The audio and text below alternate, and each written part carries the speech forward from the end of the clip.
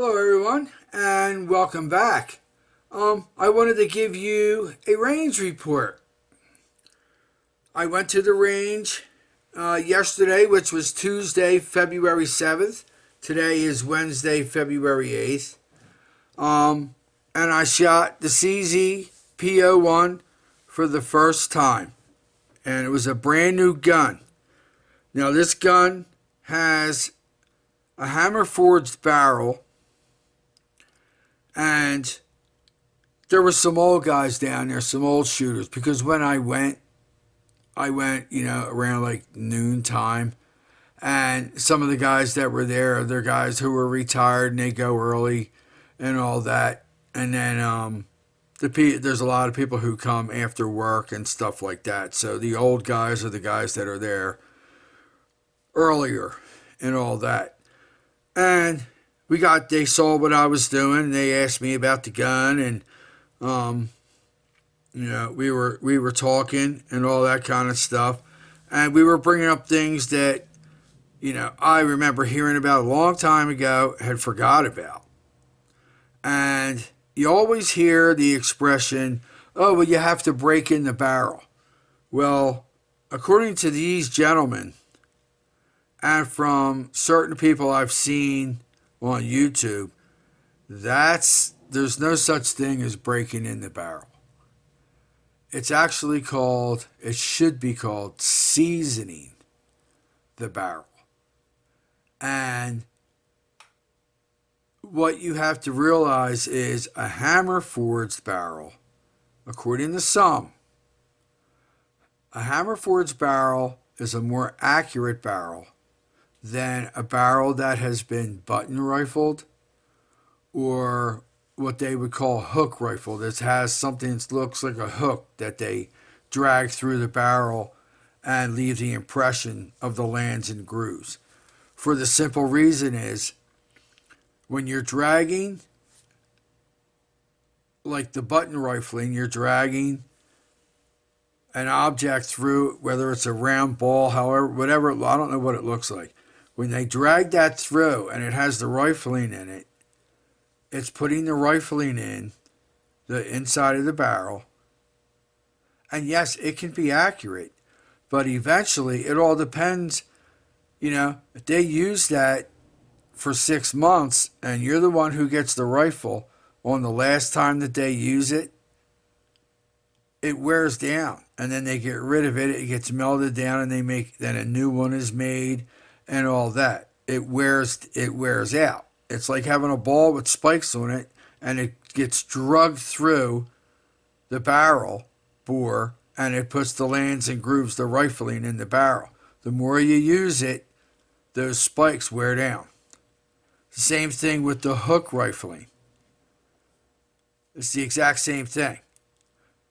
Hammer forged is a negative of the inside of the bore, a negative of the rifling. And it starts out as like maybe a foot long metal, tube that's got, a metal bar that's got a hole drilled through it. And they put the negative of the rifling in it, and then this giant machine hammers it down with these round hammered rollers and stuff. It hammers it down, and it stretches the metal around that negative of the rifling, and it gives you a smoother bore and a more perfect bore, and it doesn't wear out because there's nothing being drugged through the barrel. So, but it still leaves little imperfections, little hills and valleys and little divots and all that. So what they're saying by seasoning, I'm getting this from these older guys. When they're talking about seasoning the barrel, what you're doing is you're shooting that brass through that barrel, or if it's a 22, you're shooting the lead or copper jacketed, bullets through the barrel, and it's filling those imperfections, and then it makes the barrel perfectly smooth. That's why if you look at a hammer forged barrel compared to a button rifle barrel, If you look at it, it has a mirror finish once it's clean because it's so smooth. And it's usually more accurate. So, here's when we started off. And this is 15 feet. This was 90 rounds consistently. The only time I stopped was to reload my 15 round magazines. And this is 90 rounds of CCI Blazer Brass 124 grain. This was my first shots. And you might have heard the term, a lot of precision shooters use it. You want to foul the barrel first. You want to do fouling, which is they want to do a couple shots because you're doing, like I said, you're putting some brass or copper or lead, whatever you're shooting, through that barrel. It's filling any imperfections after you've cleaned that barrel or it's new, and it's putting fouling in there, makes the bore smoother, and then your groups tighten up. And that's what happened here. This was my first group, and you can see how wide that is. Each one of these squares is 1 inch.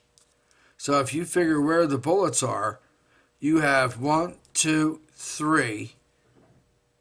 This is a 3-inch square where these bullets, and they're spread out all over the place.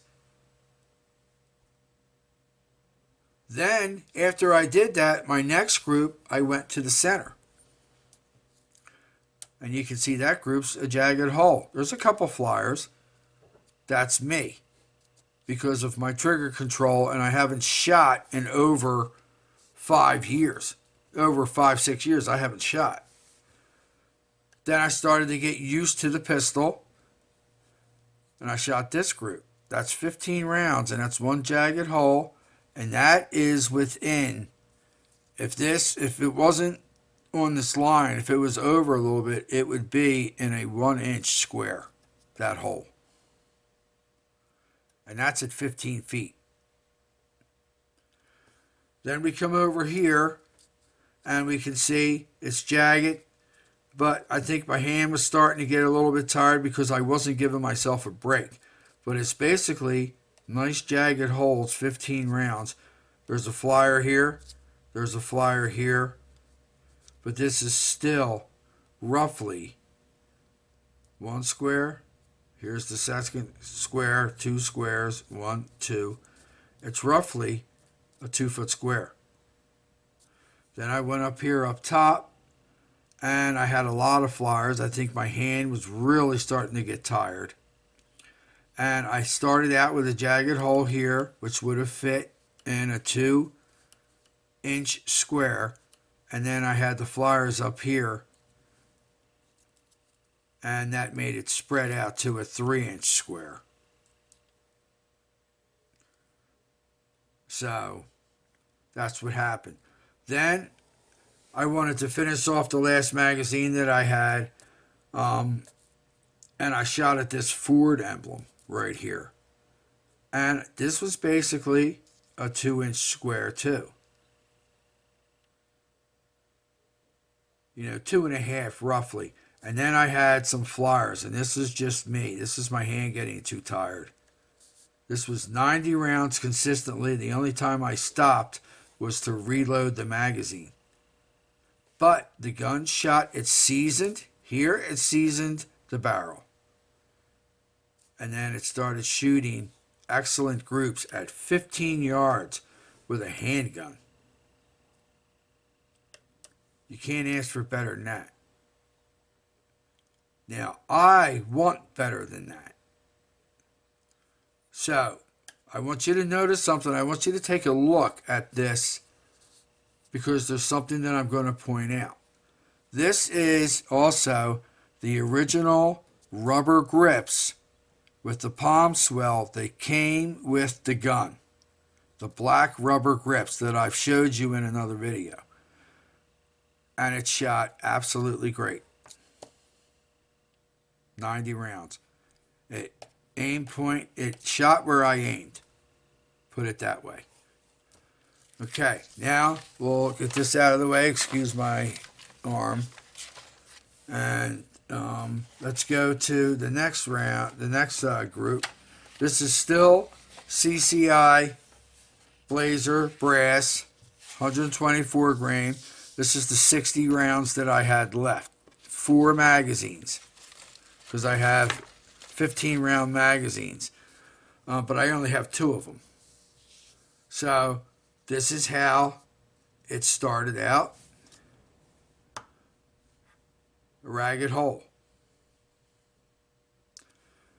Then I moved up here, and this is also, I had moved from 15 feet, I moved a little bit closer to 12 and a half feet, and I changed the grips to the matrix grips, those gray ones, and my hand was starting to get a little bit tired because I didn't take any breaks. I didn't want to take any breaks. I wanted to see what I could do after all these years. I should have taken breaks. So I started out with this ragged hole. Then I went here, and my groups got bigger. My hands started getting tired. So I went over. That was the first 2 magazines. I had to go load them. So I sat down, and I gave myself a little bit rest, 10, 15 minutes, drank a little bit of water. I was talking to a gentleman. He was looking at this first paper, and we were talking about some stuff. So 10, 15, maybe 20 minutes. And then I went right back. And I shot this group, which is basically a ragged hole with a flyer over here on the edge of the paper. And then I shot this group, the center group. And you can see where my hand's getting tired because of, you can tell by it's becoming a straight line. It's not staying where it should stay. My hand's getting tired and I'm dropping the muzzle of the gun. That's what's happening. Every time I'm shooting, my hand's getting tired and I'm dropping the muzzle. That's why they're going down. Because my hand's getting tired and my wrist is getting tired and my arm is getting tired. I also have a medical issue with my wrists and arms. And I can show you. See them scars? That's surgical scars. And it's not for carpal tunnel. This is surgical scars where they took arteries out of my arms to put in my heart for bypass surgery 22 years ago. So I'm still good. I have all functions of everything, but you can tell the muzzle is dropping because I'm getting tired, because I didn't give myself enough time to rest. But the other thing you can also notice is once I changed grips to the matrix grips, which is lock grips, smallest and thinnest grips that they offer. When I put them on, if you notice, all my shots are to the left. Everything's to the left. It changed the angle of my hold, and it made me shoot to the left. It shot well, other than here and here. It shot well, these two, but it's still to the left because I was aiming at the orange square. And I was aiming at the center dot. So it moved my, that's what I was talking about in that last video with the grips. It moved my hold because it changed the angle of the grips. And that changed the angle of my hold. So there's that. Now we go to, I ran out of the CCI, and this is PMC bronze 115 grain. And I changed to the other set, the last set of lock grips that I had, which is the regular set.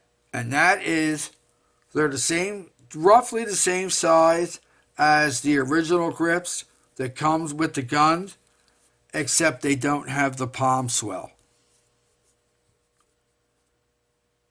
And you can also see in this, I'm to the left. Everything is to the left. Everything. And this is 50 rounds of 115 grain.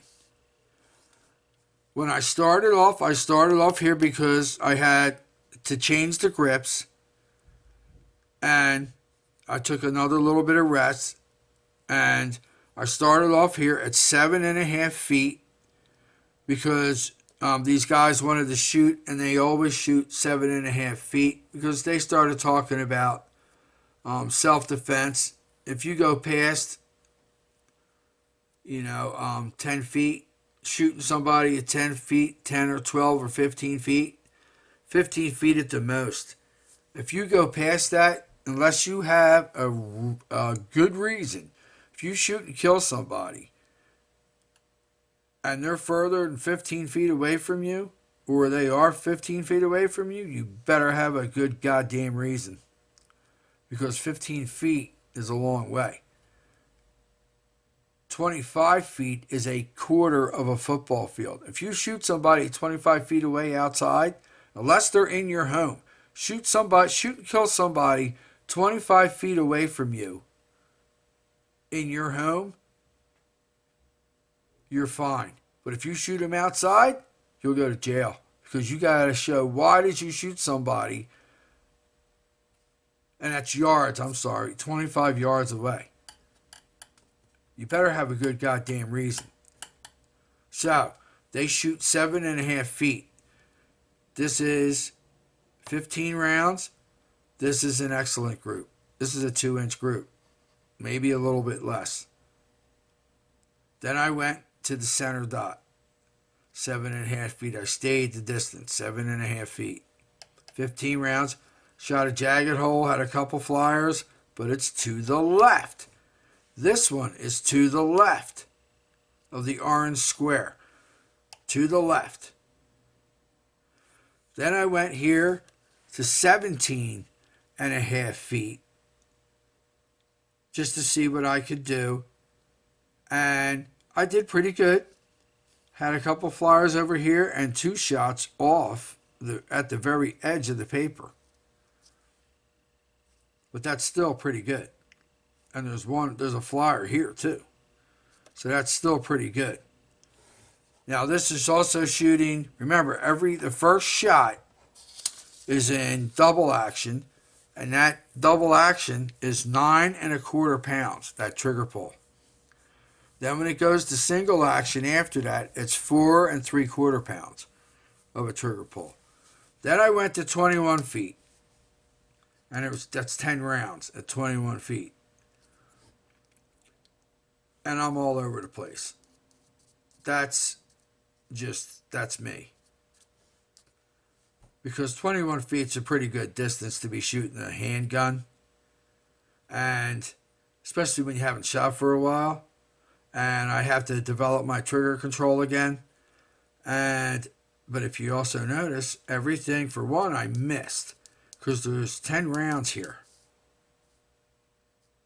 Because there was 50 rounds in the box. And 2 of them, I used 15. And then I only had 2 10-round magazines left. So, but this one, look at it.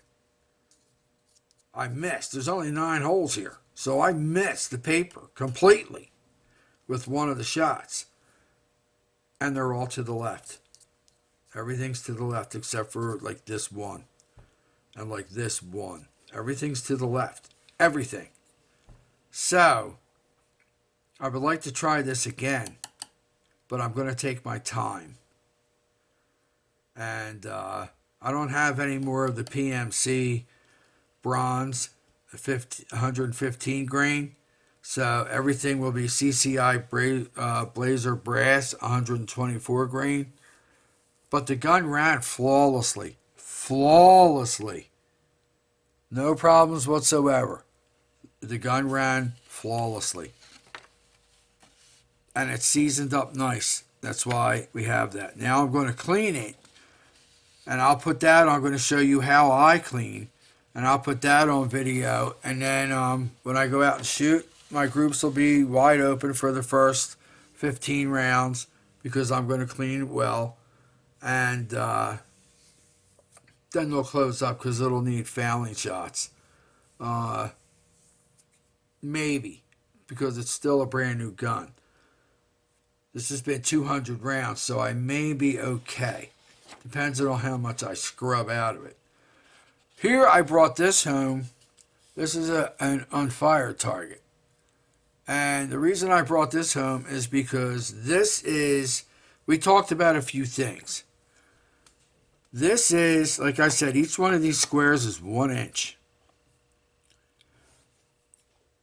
My ultimate target, which I don't think, because I've never done it, even when I was shooting on a regular basis, would be just to shoot this orange circle only. With one full magazine, 15 rounds, 16 rounds, 17, whatever your gun holds, be able to shoot just that center. That's a 1 inch square. I've never been able to do it in my life. Not with a pistol. I've seen people do it though, but I've never been able to do it. So my goal is inside of this square. That's a 2 inch. This is 1 inch. That's 1 inch. That's 2 inches. And that's 1 inch, 1 inch. That's 2 inches. It's a 2 inch square. That's my goal, is to shoot a 2 inch square. Now, these guys that were down there, they're telling me I'm out of my mind. They're saying, you're out of your mind. Why are you worried about that? I said, well, I like pinpoint. They said, you don't need pinpoint. You're using that gun to defend yourself. They're telling me all you need is this circle to be on the safe side so that you're not harming anyone else. That is 6 inches. This is a 6 inch circle. That's what they say I should be aiming at from a distance. And if you get anything in this circle, you're hitting your target. Inside of this orange circle, that is acceptable to me. I would accept that. That's a 4 inch circle. And then you get this big circle on the outside. That's a 10 inch circle. Now, the other thing that I want to bring up is with the CZ, and that's why I have some upgrades for it that I've showed you. I have quite a few upgrades. I'm going to be having a new trigger spring kit, everything put in. That's going to bring my double action pull to anywhere between 5 and 5.5 pounds for my first double action pull. And it will bring every single action pull to 4 to 3.5 pounds.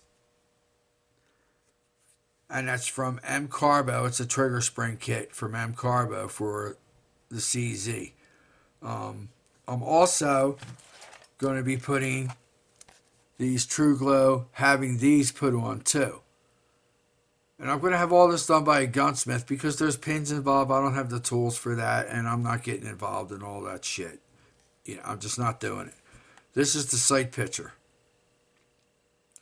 So you can see it's a 3-dot sight picture.